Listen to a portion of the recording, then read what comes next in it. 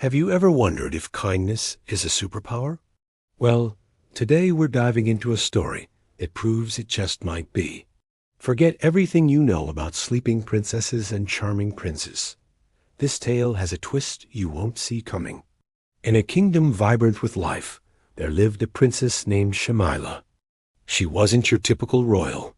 Her best friends were the birds in the sky and the flowers in the garden. She had a heart so pure, it seemed to radiate warmth. But deep in the shadows of the kingdom lived a fairy, forgotten and scorned by the court. She was once the guardian of nature, but human neglect had turned her heart bitter. On Shamila's 16th birthday, as the kingdom celebrated, the forgotten fairy appeared. With a voice like cracking ice, she cast a terrible curse. The moment Shamila touched a needle, she would fall into an eternal sleep. Panic swept the kingdom. The king and queen ordered every needle to be destroyed, but fate, as it often does, found a way. While exploring a dusty castle tower, Shamila pricked her finger on an old spinning wheel. Instantly, she fell into a deep slumber. As she slept, a strange stillness fell over the entire kingdom. Clocks stopped ticking, birds froze mid-flight, and everything was plunged into an eerie silence. The kingdom itself had fallen asleep with its princess. Watching from afar, the fairy saw the ripple effect of her anger. She saw Shamila, even in her cursed sleep, looking peaceful and kind. A wave of regret washed over the fairy. She hadn't wanted to stop time itself. She just wanted to be remembered. Her bitterness began to melt away, replaced by a flicker of hope. She couldn't undo the curse, but she could create a loophole. It wouldn't be a prince's kiss or a grand magical gesture that would break the spell. No, the key would be something much more powerful, a truly sincere heart.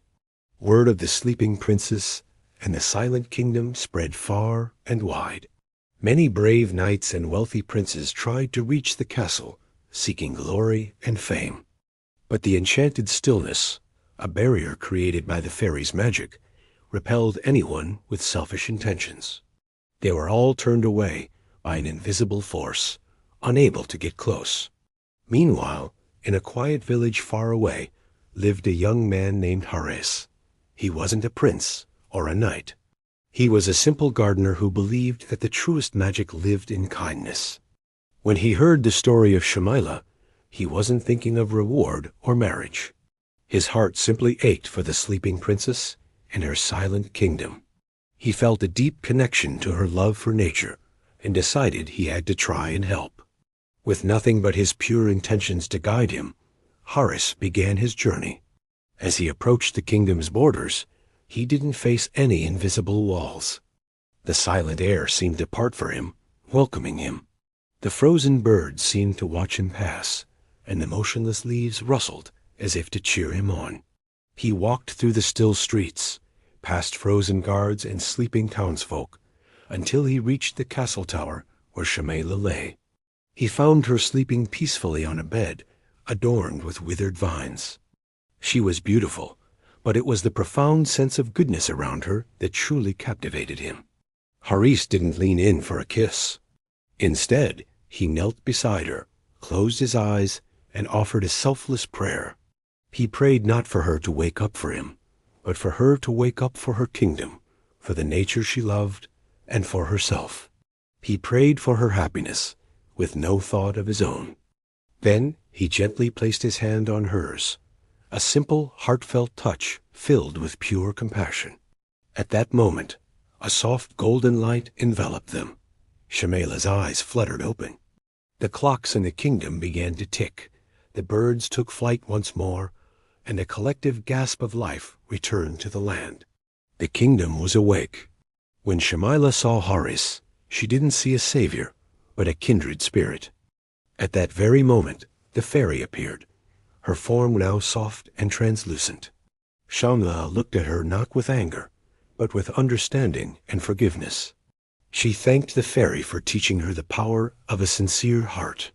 Touched by this grace, the fairy smiled, her long-held bitterness finally gone. Her form dissolved into a shower of light that infused the entire kingdom, merging with the trees, the rivers, and the wind. She returned to being the guardian of nature, not as a forgotten entity, but as a part of everything. Shamsila, with Haris by her side, ruled with wisdom and justice. She ensured that nature was always protected and that no one in her kingdom was ever forgotten again. Her story wasn't remembered as a tale of a curse, but as a timeless lesson that the greatest magic of all isn't found in spells or wands, but in the boundless power of a sincere, forgiving, and truly kind heart. What do you think? Is kindness the ultimate magic? Let me know in the comments below. If you enjoyed this story, don't forget to like, subscribe, and hit that bell so you don't miss our next journey into the world of tales and wonders. Thanks for watching.